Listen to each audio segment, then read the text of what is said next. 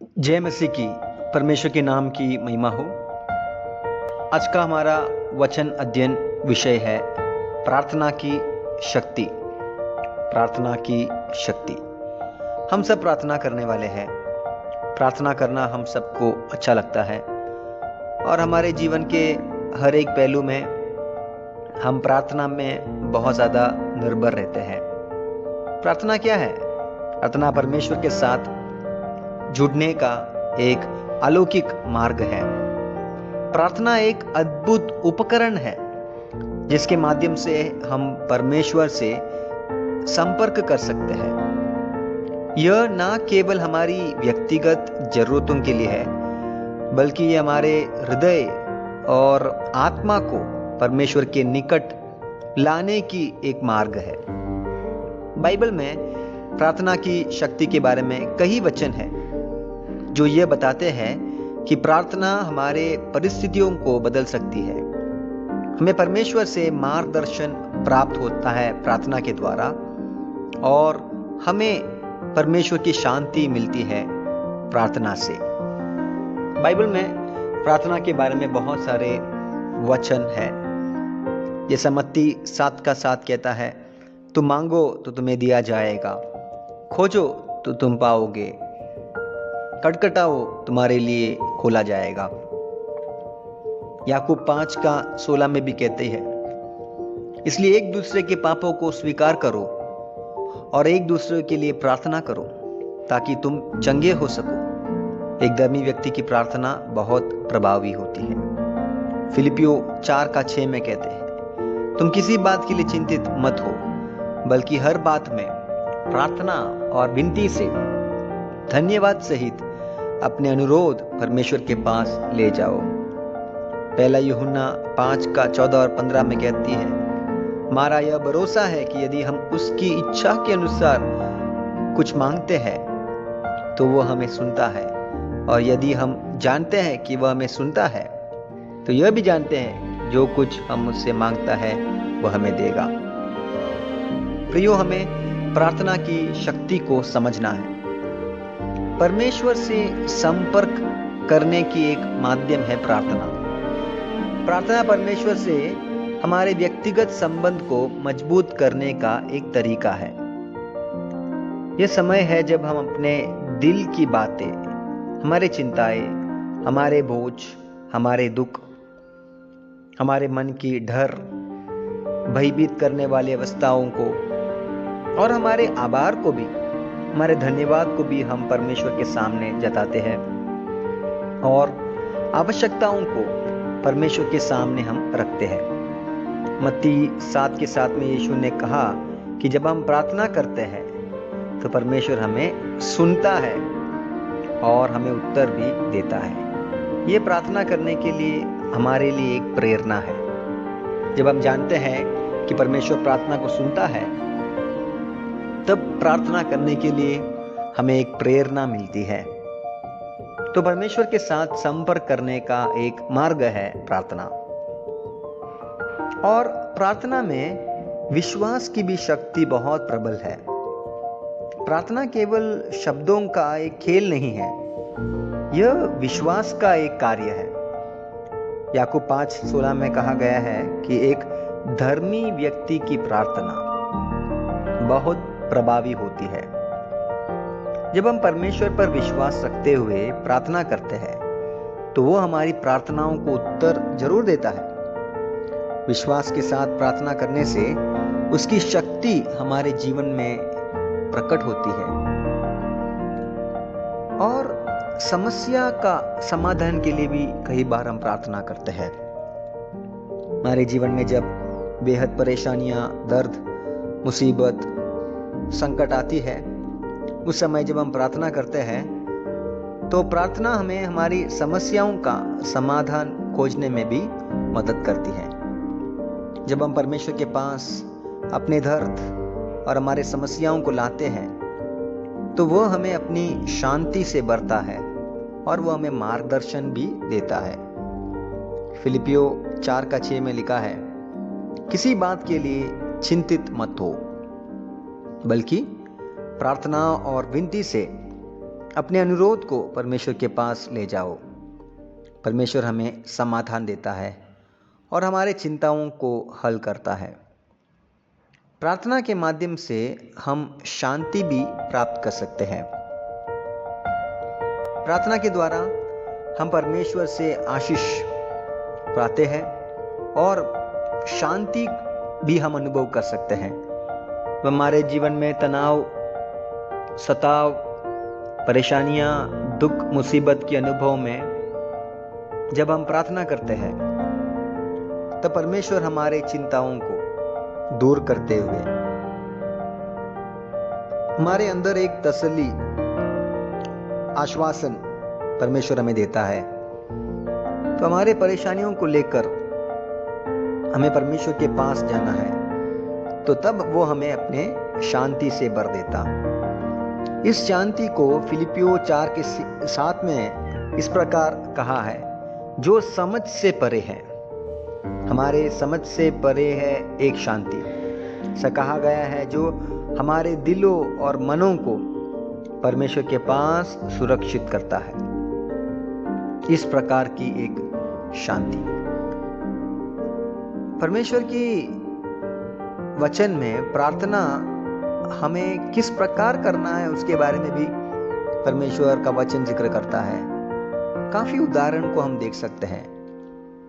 विशेष हम यीशु के जीवन से देख सकते हैं यीशु की प्रार्थना करने की तरीका।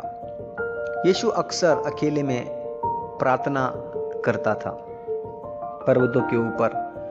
कई बार हम देखते हैं भीड़ से अलग होकर वो एकांत में, शांतता में, अकेलापन में अपने पिता के साथ वो जुड़ता था।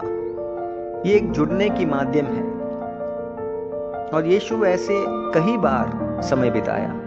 रात को प्रार्थना करता था। कई बार यीशु मसीह पूरे रात को प्रार्थना करने के बाद चेलों के सामने प्रकट होता था। तो बाइबल में हम देख सकते हैं कि यीशु ने स्वयं प्रार्थना की थी। यीशु एक प्रार्थना करने वाला व्यक्ति था।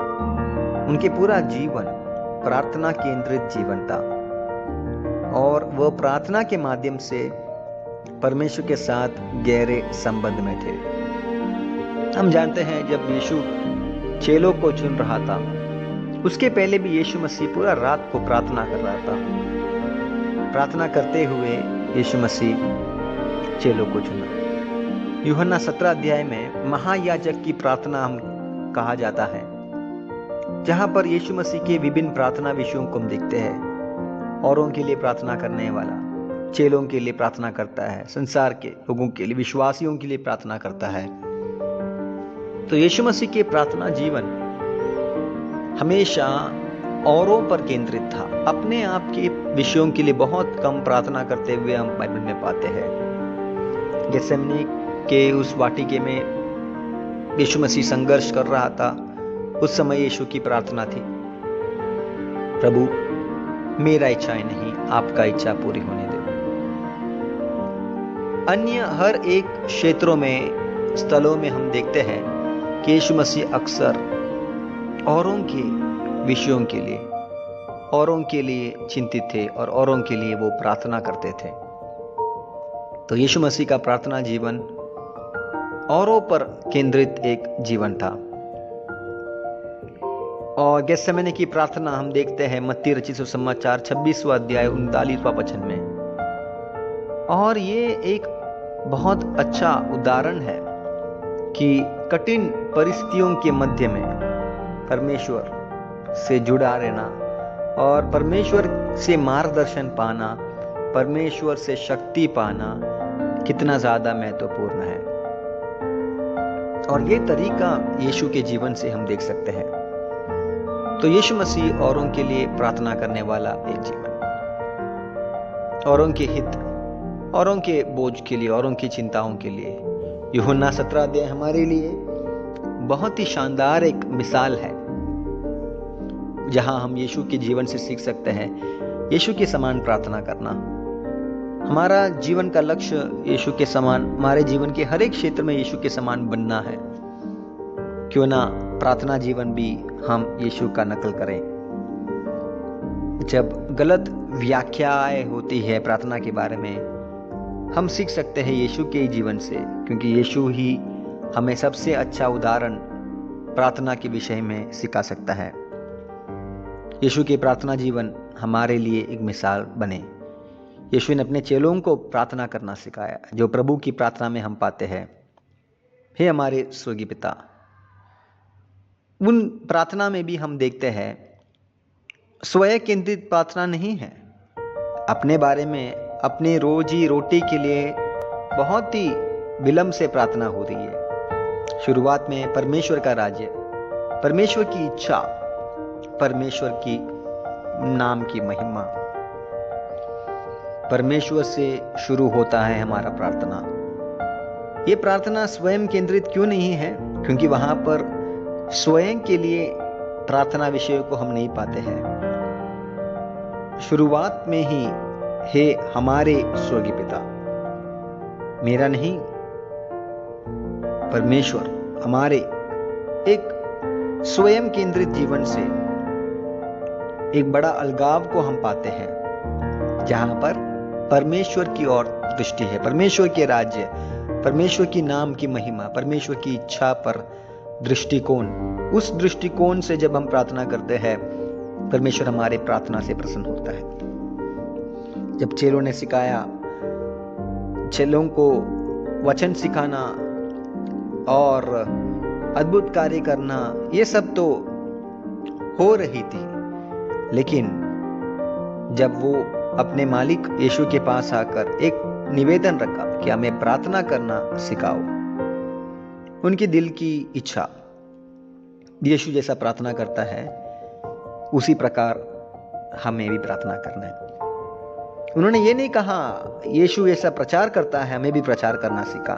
प्रचार करने के लिए नहीं सिखाया, अद्भुत कार्य करने की तरीकाओं को नहीं सिखाया, बल्कि प्रार्थना करने के लिए उन्होंने सीखा। उनकी इच्छा थी और यीशु उनको सिखाता है किन मुद्दों पर प्रार्थना करना है। हमारे जरूरतों के लिए प्रार्थना करना क्या गलत बात है? बिल्कुल नहीं, क्योंकि रोटी के लिए भी यहां पर प्रार्थना होती है। रोटी हमारी शारीरिक आवश्यकताओं को दर्शाती है। आत्मिक बातों को भी वहां पर जिक्र किया है।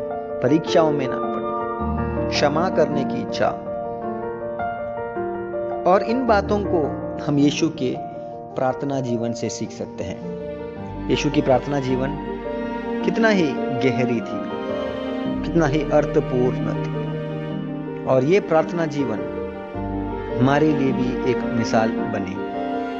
यीशु के प्रार्थना जीवन से हम भी प्रेरित हो और हमारे व्यक्तिगत प्रार्थना जीवन यीशु से सीखकर हमें प्रभावित होना है। यीशु की प्रार्थना हमारे अंदर एक ऐसे उज्जवल इच्छा को उत्पन्न करे, जिससे हम ऐसे प्रार्थना करें जो परमेश्वर के सम्मुख में ग्रहण योग्य बने। पुराने नियम में हम दाऊद की प्रार्थना को भी देखता है। दाऊद कई जगह में, दाऊद की अनेक भजन संगीताओं में दाऊद बारंबार प्रार्थना की महत्व को दर्शाता है। किस प्रकार दाऊद प्रार्थना करता था, परमेश्वर से पुकारता था अलग अलग संदर्भों में। लेकिन दाऊद की एक खासियत यह है कि दाऊद हर एक परिस्थितियों में भी प्रार्थना करता था। जब उनके जीवन में उतर चढ़ाव होता था, युद्ध को जीतता था, तभी भी प्रार्थना करता था। वो धन्यवादित प्रार्थना था। और जब मुसीबत में था, उस समय भी प्रार्थना करता था, परंतु वो प्रार्थना छुटकारे की चाहत रखते हुए प्रार्थना था। तो हर बार, हर अवस्थाओं में विभिन्न प्रार्थना शैलियों को वो इस्तेमाल करते थे, वो अपनाते थे। भजन संगीता में दाऊद की प्रार्थनाएं हमें यह सिखाती है कि जब हम संकट में होते हैं तो परमेश्वर के पास जाना और उसकी सहायता मांगना कितना ज्यादा महत्वपूर्ण है। भजन संगीता 34 के 17 में कहा गया है, धन्य है वे जो परमेश्वर से प्रार्थना करते हैं, वो उनकी सुनता है और संकटों से उबारता है। धन्य है वो जो परमेश्वर से प्रार्थना करते हैं। तो परमेश्वर से प्रार्थना करना ये एक धन्य अनुभव है, धन्य अवस्था है, क्योंकि ये दिखाता है कि हमारे पास जाने के लिए और कोई मार्ग और कोई राह नहीं है यीशु मसीह के अलावा। यीशु ही है जो हमें हर परेशानियों में उत्तर देता है। दाऊद का प्रार्थना टूटा हुआ मन से करता हुआ प्रार्थना, पाप करने के पश्चात कबूल करते हुए प्रार्थना करता है। हमारे जीवन में पाप होगा तो परमेश्वर हमारे प्रार्थनाओं को कदापि नहीं सुनेगा। जब हमारे जीवन में पाप आती है, उसे कबूल कर कर, पुकार कर, उसे छोड़कर, परिपूर्ण त्याग कर, नम्र हृदय के साथ, वो एहसास के साथ, विनम्रता के साथ हमारे अहंकारों को दूर करते हुए हमें परमेश्वर के सामने हमारे प्रार्थना निवेदनों को प्रस्तुत करना बहुत ही आवश्यक है। और जब हम ऐसा प्रार्थना करते हैं, परमेश्वर हमारे प्रार्थनाओं को जरूर सुनता है और परमेश्वर हमारे प्रार्थनाओं को उत्तर भी जरूर देता है। प्रार्थना की चाहत परमेश्वर चाहता है कि हमारे जीवन में होवे। पौलुस की प्रार्थनाएं को देखते हैं। प्रेरित पौलुस ने बार बार प्रार्थना की और बाइबल में कई जगह उनकी प्रार्थनाओं का उल्लेख किया गया है। विशेष रूप से इफिसियों 3 अध्याय 14 से 21वां वचन तक, इफिसियों 3 का 14 से 21 वचन तक पौलुस ने अपने श्रोताओं के लिए प्रार्थना की ताकि वे परमेश्वर के प्रेम और सामर्थ को समझ सके। पौलुस हर वक्त अपने विश्वासियों के लिए, अपने साथी कर्मचारियों के लिए, सेवकों के लिए, अलग अलग विषयों के लिए वो प्रार्थना करते थे। कई बार पौलुस के पत्री को जब हम पढ़ते हैं, उसका उल्लेख हम पाते हैं जहां पर पौलुस कहता है, मैं आपके लिए प्रार्थना करता हूं। पौलुस अपने विश्वासियों के लिए प्रार्थना करता था, अपने मिशन यात्राओं में प्रार्थना करता था और परमेश्वर के दास पौलुस अधिकारियों के लिए भी प्रार्थना करते थे, सारे लोगों के लिए प्रार्थना करते थे, बंदीगृह में भी प्रार्थना करते थे। हम जानते हैं पौलुस और सिलास को जब बंदीगृह में डाला गया था, वहां पर भी वे प्रार्थना कर रहे थे। तो प्रार्थना उनके जीवन का एक जीवन शैली था जहां पर हर वक्त वे प्रार्थना में लौलीन रहते थे।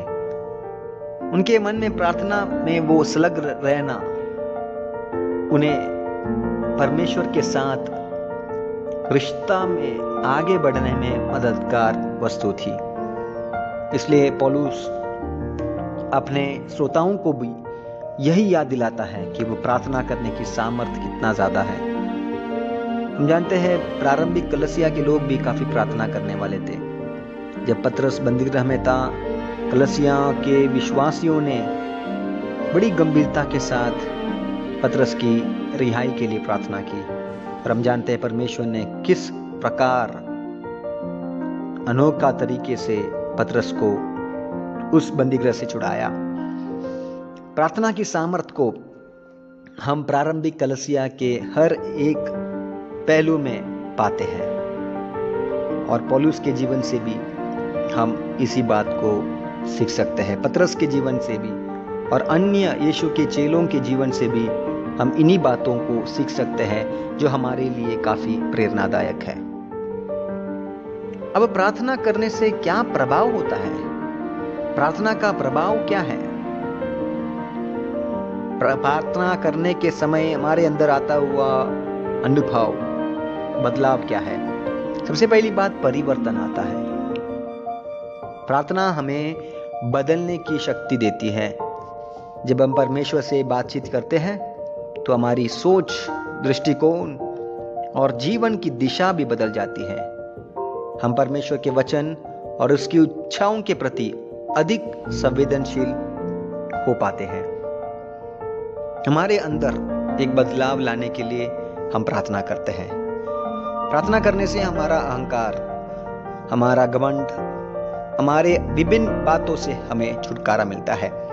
एक बार एक व्यक्ति ने किसी से पूछा, आप इतना ज्यादा प्रार्थना करते हैं कि ये है, इससे आपको क्या मिला? क्या फायदा हुआ? क्या प्राप्त किया? क्या फायदा हुआ? क्या मिला आपको?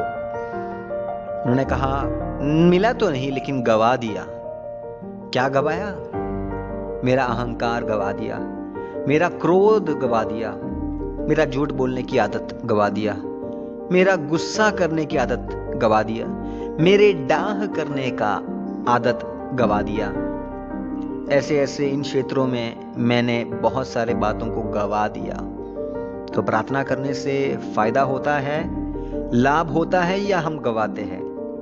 जी हाँ, हम गवाते हैं।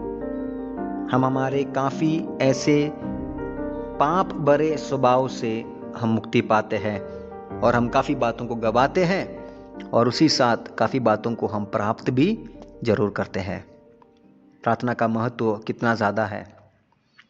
हमारे अंदर एक ऐसे परिवर्तन लाता है प्रार्थना, जिसके माध्यम से हम यीशु के साथ जुड़े रह सकते हैं। हमारे मन के अंदर एक बहुत बड़ी परिवर्तन यीशु के स्वभाव के अनुसार बनने में हमें प्रार्थना मदद करती है। जितना ज़्यादा हम प्रार्थना में लौलीन रहते हैं, प्रार्थना में संलिग्न रहते हैं, उतने ज़्यादा हमारे अंदर परिवर्तित काम, जीवन को बदलने वाली ऐसा एक क्रिया हमारे जीवन के द्वारा मौजूद होती है। दूसरा है, प्रार्थना का प्रभाव यह है कि हमें शक्ति मिलता है और हमें साहस मिलता है। शक्ति और साहस जाते। पहला फायदा यह है कि हमारे अंदर परिवर्तन होता है। दूसरा है, शक्ति और साहस मिलता है। तो प्रार्थना का प्रभाव यह भी है कि प्रार्थना हमें आंतरिक शक्ति और साहस प्रदान करती है। हमारे दिल के अंदर एक बहुत ही ज्यादा प्रभावशाली सामर्थ्य हम पाते हैं जब हम प्रार्थना करते हैं। जब हम परमेश्वर से अपनी समस्याओं और डर को जताते हैं तो वो हमें सहनशीलता और धैर्य देता है। हमारे अंदर हिम्मत आता है, धैर्य आता है। 2 कुरिन्थियों 12:9 में कहता है, मैं परमेश्वर पौलुस से कहा, मेरी कृपा तेरे लिए काफी है, तुझे पर्याप्त है, क्योंकि मेरी शक्ति दुर्बलताओं में पूरी होती है। और इस शक्ति को प्राप्त करने वाली माध्यम है प्रार्थना। प्रार्थना के द्वारा हम परमेश्वर से ऐसा शक्ति पाते हैं, ऐसा साहस पाते हैं, जिसके माध्यम से हम ऐसे जीवन के चुनौतियों को सामना करने में आसान हो जाता है। हम सशक्त होते हैं हमारे जीवन में। ऐसे निराशाजनक अनुभव में आगे बढ़ने के लिए जब सब कुछ मुश्किल हो जाता है, उस समय ये शक्ति, अलौकिक शक्ति, अलौकिक सामर्थ हमारे अंदर आती है, जिससे हम परमेश्वर में बढ़ पाते हैं। और परिवार और समुदाय के लिए भी हम प्रार्थना करते हैं। प्रार्थना केवल व्यक्तिगत उपयोग के लिए नहीं है प्रियो। हम केवल हमारे जरूरतों के लिए, हमारे चिंताओं के लिए, हमारे परिवार के लिए, हमारे दोस्तों के लिए, केवल उसी में ही अगर हम संक्षिप्त होते हैं तो ये प्रार्थना का अर्थ पूरा नहीं होता है। प्रार्थना का अर्थ को पूरा करने के लिए हमें ऐसा एक दृष्टिकोण होना काफी आवश्यक है। ऐसा दृष्टिकोण जिससे हम इतना ज्यादा परमेश्वर को समझ सकें, परमेश्वर के स्वभाव को समझ सकें और परमेश्वर में हम बढ़ सकें। तो केवल ये व्यक्तिगत उपयोग के लिए नहीं है। हम अपने परिवार, दोस्तों और समाज के लिए प्रार्थना कर तो सकते हैं, लेकिन उससे ज्यादा औरों के लिए भी प्रार्थना करना हमें सीखना है। याकूब 5:16 में कहा गया है, एक दूसरे के लिए प्रार्थना करो ताकि तुम चंगे हो सको। यह हमारी रिश्ताओं को मजबूत करता है और परमेश्वर की शक्ति को हमारे समुदाय में प्रकट करता है। हमारे रिश्ताओं को, आपस की रिश्ताओं को जोड़ने वाली वस्तु है प्रार्थना। हम आपस में प्यार और ज्यादा करने में मदद होता है। औरों की चिंता करने में, औरों के लिए भी सोचने के लिए हम मजबूर हो जाते हैं। औरों की आवश्यकताओं में उनके साथ रहना, औरों के जीवन के संघर्षों में उनके साथ सहनशील बनना, उनके दर्दों को भली भांति समझना, ऐसे बातों को करने में प्रार्थना बहुत शक्तिशाली भूमिका निभाती है। परमेश्वर की शक्ति को हमारे समुदाय में प्रकट करने में प्रार्थना की भूमिका, प्रार्थना बहुत ज्यादा अहम है। इसलिए प्रियो, हमारे प्रार्थना की दृष्टिकोण को हम बदलें, निरंतर प्रार्थना करें। हमें परमेश्वर में लगातार बने रहना चाहिए और इसके लिए प्रार्थना है जो हमें प्रार्थना में ही हम ऐसे एक चाबी पा सके। पहला थिस्सलुनीका 5:17 में लिखा है, निरंतर प्रार्थना करो। इसका मतलब यह है कि हम हर परिस्थिति में परमेश्वर से संपर्क बनाए रखना चाहिए। परमेश्वर के बिना हम कुछ नहीं कर सकते हैं। परमेश्वर के बिना हमारा जीवन खाली है। परमेश्वर के बिना हम एक भी पल अस्तित्व नहीं हो सकते। इसलिए हमें आवश्यक है कि हम परमेश्वर पर भरोसा रखते हुए परमेश्वर के साथ संपर्क बनाए रखें और परमेश्वर के प्रार्थना, और वो प्रार्थना हमारे जीवन का एक हिस्सा बनने पाए। और हमारा उद्देश्य भी साफ होना आवश्यक है। जब हम प्रार्थना करते हैं, हमारी प्रार्थना केवल हमारी इच्छाओं के लिए नहीं, परमेश्वर की इच्छा को समझने की एक तरीका होनी है प्रार्थना। प्रार्थना से क्या होता है? हम परमेश्वर की इच्छा को समझ पाते हैं। परमेश्वर की इच्छा मेरे जीवन के बारे में क्या है, और वो इच्छा को पूरा करना है मेरे जीवन की चाहत। ऐसे जब हम प्रार्थना करते हैं, परमेश्वर हमारे जीवन में बड़े कार्य करेंगे। मत्ती 6:10 में कहा है, यीशु ने कहा, तेरा राज्य आए, तेरी इच्छा जैसे स्वर्ग में है वैसे पृथ्वी पर भी हो। तो हमारी प्रार्थना में भी यही दृष्टिकोण, यही अंदाजा होना आवश्यक है। और जब हम ऐसे प्रार्थना करते हैं, परमेश्वर वो प्रार्थना से प्रसन्न होता है। बाइबल में एलिया के बारे में जिक्र किया है नए नियम में, जो हमारे समान एक व्यक्ति था, हमारे जैसा जीवन जीने वाला एक व्यक्ति, हमारे जैसा शरीर में दुर्बलताओं को अनुभव करने वाला व्यक्ति, लेकिन उनकी प्रार्थना में एक देश की तकदीर को बदलने में सक्षम हो जाती है। प्रार्थना का महत्व कितना ज्यादा है। जी हाँ, प्रार्थना उतना प्रभावी भूमिका निभाती है। तो प्रार्थना की शक्ति काफी अनमोल है। यह न केवल हमारे जीवन को बदलने में सक्षम है, बल्कि यह प्रार्थना के साथ हमारे संबंधों को भी मजबूत बनाती है। जब हम विश्वास और आस्था के साथ प्रार्थना करते हैं, तो परमेश्वर हमारे जीवन में कार्य करता है और हमारी प्रार्थनाओं का उत्तर भी देता है। इसलिए ऐसे हम प्रार्थना करें कि हमें प्रार्थना की शक्ति का सही रूप से अनुभव करने का अवसर दे परमेश्वर। हमारे जीवन में आपका मार्गदर्शन और शांति प्रदान करें और हम अपने प्रार्थनाओं के द्वारा आपसे निकट आ सके, आपको करीबी से अनुभव कर सके और आपके साथ निरंतर जुड़ सके। ऐसी एक प्रार्थना के लिए आह्वान इस अध्ययन से परमेश्वर हमें दे। प्रार्थना की महत्व को समझते हुए, प्रार्थना की शक्ति को समझते हुए, प्रार्थना के तरीकाओं को समझते हुए, वचन से यीशु की प्रार्थना से सीखते हुए, दाऊद, पौलुस, एलिया, प्रारंभिक कलीसिया, चेलों के, पतरस के जीवन से उनकी मिसाल को पाते हुए, उसमें से सीखते हुए परिवर्तन हमारे जीवन में होने पाए। शक्ति और साहस हम परमेश्वर से प्रार्थना के माध्यम से अनुभव करने पाए और निरंतर प्रार्थना करते हुए एक प्रार्थना की जीवन शैली परमेश्वर हमें दे, ताकि हम सही इरादाओं के द्वारा, सही उद्देश्य से हम प्रार्थना करें और ऐसी प्रार्थना जिससे परमेश्वर प्रसन्न हो और परमेश्वर हमारे प्रार्थनाओं का उत्तर दे। परंतु उत्तर नहीं दिया तो भी हम जानते हैं कि प्रार्थना हमारा जीवन में बदलाव लाता है। हमारे चिंताओं को, हमारे सोच धाराओं को बदलता है और परमेश्वर का महिमा हमारे जीवन से पूरा हो पाए। ऐसी प्रार्थना हम करें। परमेश्वर हमें आशीष दे।